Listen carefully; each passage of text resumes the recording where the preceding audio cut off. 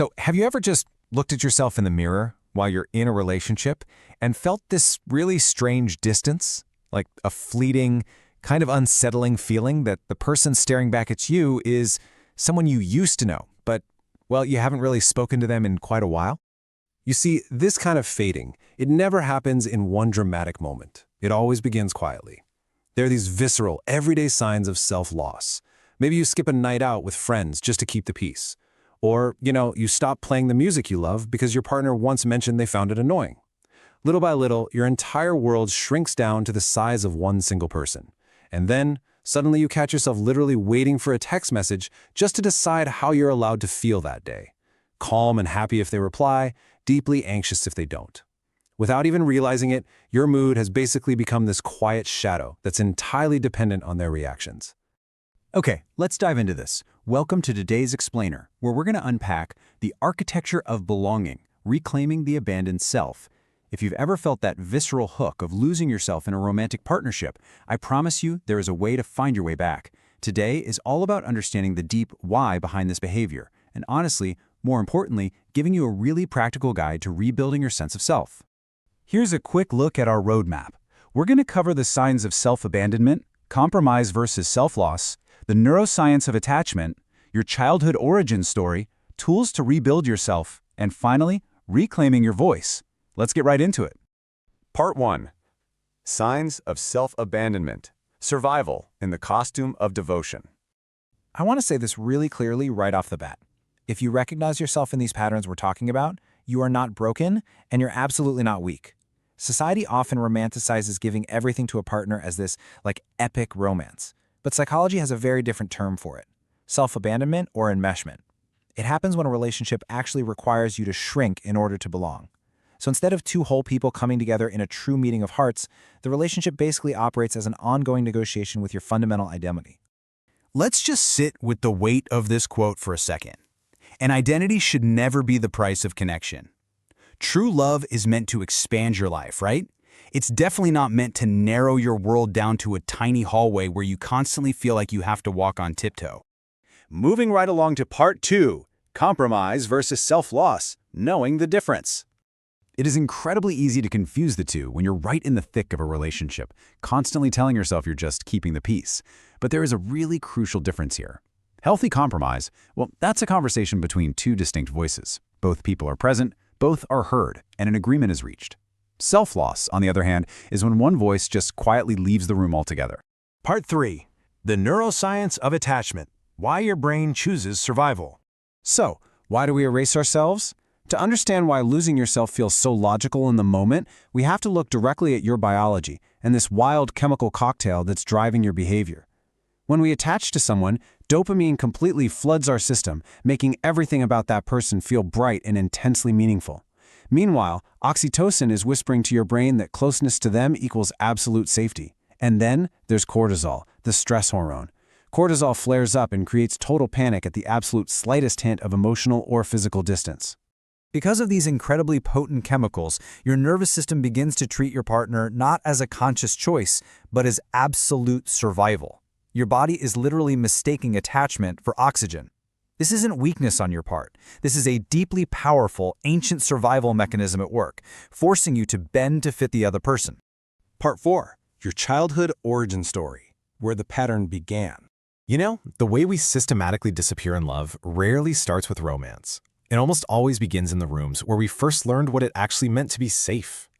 Most people who experience severe self-loss carry an anxious attachment pattern. If love in your early childhood environment was unpredictable, changing quickly like the weather, you learned a very specific survival skill.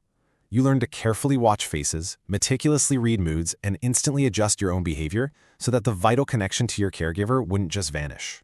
Or perhaps you fell into the good child trap.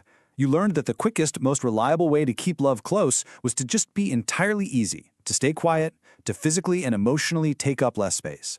By the time you reach adulthood, this deeply ingrained survival strategy just puts on the costume of romance. You disguise it by calling it loyalty and devotion, instead of what it really is at its core: fear and self-erasure. All right, Part 5. Tools to rebuild yourself. The slow homecoming. Here is the truly hopeful, energizing part. Finding yourself again isn't about making one terrifying decision to blow up your whole life. It's a slow, methodical homecoming. And the crucial reframe is this: boundaries are not walls. They are simply door frames that show where you end and another person begins. Setting boundaries isn't a threat to the relationship, it's literally the essential architecture that allows the relationship to actually function healthily. So we're going to conduct a little archaeology of the self using a simple step-by-step guide. Step 1, use the 24-hour pause. Step 2, write a me and we list. And Step 3, invite one abandoned hobby back. The best part? You can start doing these today, right where you are, without having to leave your relationship. Let's look closely at Step 1, the 24-hour pause. When your partner asks you for a favor, a time commitment, or really anything that feels emotionally heavy, you simply say, "Let me think about that and get back to you tomorrow." That's it. This incredibly simple tool is profound because it forcefully interrupts that immediate nervous system trigger to appease them. It gives you the necessary space to actually stop and ask yourself what you want. Step 2 is a specific, highly effective journaling prompt, the me and we list. Just draw a line down a piece of paper. On one side, the we column, list your shared routines, mutual friends, and the compromises of the relationship. On the other side, the me column, write down the pieces that belong only to you, the music you secretly love, your hidden opinions, those postponed dreams. Visually separating these enmeshed identities right there on paper is a super powerful way to map out your personal boundaries. And finally, Step 3, invite joy back. Pick just one thing from your me column. Maybe it's an abandoned morning run, a dusty hobby, or just an old playlist, and deliberately invite it back into your weekly routine. But be warned, your nervous system will likely resist this independence at first. It's going to feel wrong or maybe make you anxious. Your job is to just sit with that discomfort for 5 minutes a day, to let your body slowly relearn that you are completely safe inside your own company. At our final section, Part 6, Reclaiming Your Voice. You do not have to disappear. As you begin practicing these tools, you'll start building the foundation for real, mature love. I want to share this incredibly powerful metaphor with you. Real connection works like the pillars of a temple, close enough to touch, but separate enough to grow. Mature love is not two clinging halves desperately leaning on each other just to survive. It's two whole, firmly planted people choosing to walk the exact same road together. Listen, you do not have to shrink to be loved. You do not have to disappear to belong. If a relationship asks you to abandon your voice, it is not a home, it's a cage. You absolutely deserve a love that meets you in the light, as your full, unedited, and expansive self. I want to end this explainer with a provocative question for you to really think about and take with you. What piece of your original voice are you reclaiming today? The journey home to yourself begins with one small, intentional step. I would absolutely love to hear about your journey and what you recognized in this explainer, so please drop a comment down below sharing your experience. Reclaiming yourself is courageous work, and you are entirely capable of doing it. Thank you so much for learning with me today.